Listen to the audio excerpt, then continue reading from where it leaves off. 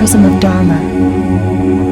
नमस्ते साधको, स्वागत है आपका हमारे आध्यात्मिक यूट्यूब चैनल प्रिज्म ऑफ धर्मा पर, जहां हम जीवन के रहस्यों, आत्मा की यात्रा और हिंदू दर्शन की गहराइयों को सरल भाषा में प्रस्तुत करते हैं। आज से हम शुरू कर रहे हैं एक अद्भुत श्रृंखला, पंचकोश यात्रा। ये 5 आवरण जो हमारे अस्तित्व के सबसे सूक्ष्म से सबसे स्थूल तक फैले हैं, उन्हें हम समझेंगे, महसूस करेंगे और जानेंगे। पहला, अन्नमय कोश, भौतिक शरीर। पंच कोशों की पहली परत है अन्नमय कोश, यानी वो शरीर जो भोजन से बना है। ये वही शरीर है जिसे हम आईने में देखते हैं, जो मांस, रक्त, हड्डियां और त्वचा से बना प्रतीत होता है। परंतु क्या यही सब कुछ है? आधुनिक विज्ञान कहता है इसमें है 37 खरब कोशिकाएं। आयुर्वेद कहता है ये बना है 7 धातुओं से, रक्त, मांस, मेद, अस्थि, मज्जा, शुक्र और ओज। लेकिन क्या आप जानते हैं कि हर 7 साल में आपका शरीर पूरी तरह बदल जाता है। अन्नमय कोश का निर्माण होता है अन्न से, अर्थात जैसा भोजन वैसा शरीर। यह 5 तत्वों से बना है, पृथ्वी, जल, अग्नि, वायु और आकाश। पर यह शरीर 3 शत्रुओं से घिरा है, अशुद्ध आहार, विषैली वायु और निष्क्रिय जीवन शैली। इनसे रक्षा करें, तभी यह दिव्य मंदिर सुरक्षित रहेगा। शरीर को शुद्ध रखने के लिए अपनाएं सात्विक भोजन, नियमित व्यायाम और शुद्ध जल। तभी आप अनुभव कर पाएंगे इस शरीर में छुपी दिव्यता। तो जब भी आईने में देखें, खुद से कहिए, मैं ये शरीर नहीं बल्कि चेतना हूँ जो इस शरीर में वास करती हूँ। यही है पहला द्वार आत्मबोध का, अन्नमय कोश। आगे हम जानेंगे प्राणमय कोश का रहस्य, जो सांसों में बसी जीवन शक्ति का उद्गम है। बने रहिए हमारे साथ। दूसरा, प्राणमय कोश, ऊर्जा शरीर। पंच कोशों की दूसरी परत प्राणमय कोश, ये शरीर को चलाने वाली ऊर्जा का आवरण है। प्राण वो अदृश्य शक्ति जो सांसों में बसती है, नसों में दौड़ती है और हर अंग को जीवंत बनाती है। आप बिना भोजन के 40 दिन जीवित रह सकते हैं, लेकिन बिना प्राण के केवल 4 मिनट। प्राणमय कोश बना है 5 प्राणों से, प्राण, अपान, व्यान, उदान और समान। ये बहते हैं 72,000 नाड़ियों में, विशेष रूप इड़ा, पिंगला और सुषुम्ना में। इस कोश को संतुलित रखने के उपाय हैं प्राणायाम, जैसे अनुलोम विलोम, भस्त्रिका, कपालभामा, साम योगासन और सात्विक आहार। आधुनिक विज्ञान इसे बायोप्लाज्मिक बॉडी कहता है। किरलियन फोटोग्राफी से इसका प्रकाश मंडल देखा जा सकता है। हर बार जब आप गहरी सांस लें तो याद रखिए, आप खींच रहे हैं ब्रह्मांड की ऊर्जा। यही है प्राणमय कोश। आगे हम जानेंगे मनोमय कोश की यात्रा, जहां विचारों और भावनाओं का अद्भुत संसार छिपा है। तीसरा, मनोमय कोश, तीसरी परत, मनोमय कोश।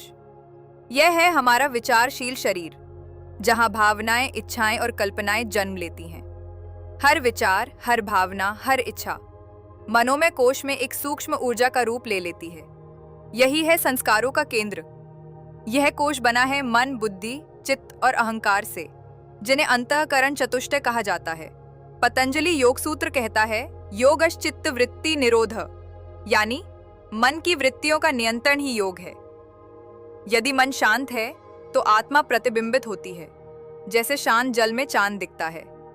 न्यूरोसाइंस इसे माइंड बॉडी कनेक्शन कहता है। ईईजी में मन की तरंगे बीटा, अल्फा, थीटा देखी जाती हैं। तो अगली बार जब कोई नकारात्मक विचार आए, खुद से कहें, मैं विचार नहीं, विचारों का साक्षी हूं। आगे हम जानेंगे विज्ञान में कोश, जहां छिपा है आत्मज्ञान, तर्क और प्रज्ञा का दिव्य स्रोत। अब प्रवेश करते हैं विज्ञान में कोश में। यह है हमारा ज्ञान शरीर, जहां तर्क, विवेक और अंतर्ज्ञान का वास है। यह कोश स्थित है आज्ञा चक्र से ऊपर तक, प्रकाशमान पर आकारहीन। यहीं से उत्पन्न होती है वह आह की अनुभूति, जब कोई गूढ़ सत्य खुलता है। यह कोश बना है बुद्धि, विज्ञान, प्रज्ञा से। ये तीनों मिलकर बनाते हैं ज्ञान त्रयी। तैत्तिरीय उपनिषद कहता है विज्ञानम यज्ञम तनुते, यानी ज्ञान ही यज्ञ है जो हमें परमात्मा से जोड़ता है। न्यूरोसाइंस में इसे हायर कॉग्निटिव फंक्शंस कहते हैं। एमआरआई स्कैन में दिखता है जब मस्तिष्क का प्रीफ्रंटल कॉर्टेक्स सक्रिय होता है। ज्ञानमय कोश ही वो दीप है जो आनंदमय कोश के द्वार तक प्रकाश फैलाता है। आगे हम जानेंगे पंच कोशों की अंतिम परत आनंदमय कोश में, जो परम शांति और पूर्णता का स्रोत है। पंचवा, आनंदमय कोश, आनंद शरीर।